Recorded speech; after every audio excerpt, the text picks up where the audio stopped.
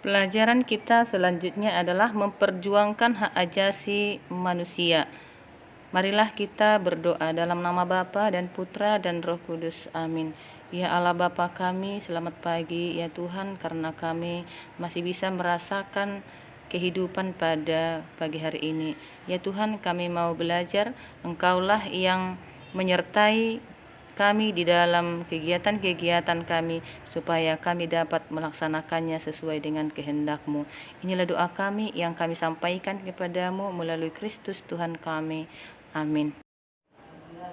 Berbagai pelanggaran hak asasi manusia di Indonesia. 1. Pelanggaran hak asasi terhadap kaum miskin. Kaum miskin adalah kelompok orang yang paling miskin, baik secara ekonomis maupun politis.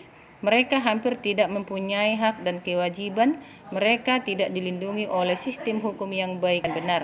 Mereka diperlakukan semena-mena oleh berbagai pihak, dari aparat pemerintah hingga sesama migran. Mereka tidak dapat membela kepentingannya karena sarana kesejahteraan sosial dan hukum yang masih kurang memadai.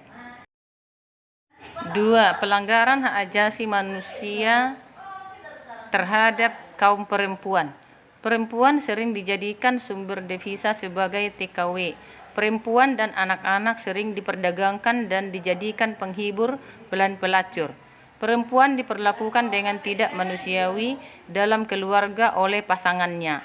Kejahatan atau kekerasan terhadap kaum perempuan tidak hanya dilakukan oleh sekelompok penjahat, melainkan dilakukan oleh orang-orang normal yang dikenal baik oleh korban, yaitu ayah, suami, teman, sanak saudara, rekan kerja, pemimpin perusahaan, dan kenalan.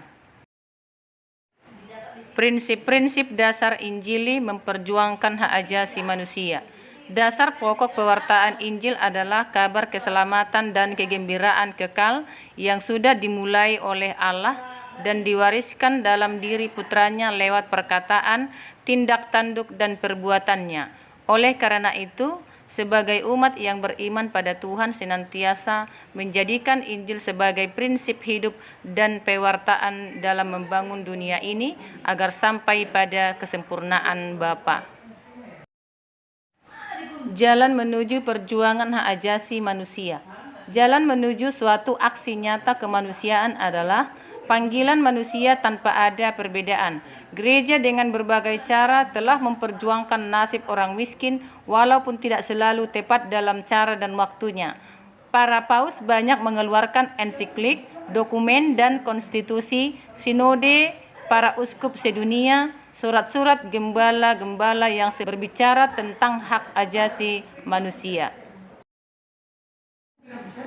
Gereja Katolik di Indonesia melalui Konferensi Wali Gereja Indonesia membentuk lembaga-lembaga untuk memperjuangkan hak asasi manusia, yakni Komisi Keadilan dan Perdamaian, Komisi Migran, Komisi Hubungan Antaragama, Jaringan Mitra Perempuan, dan Krisis Center.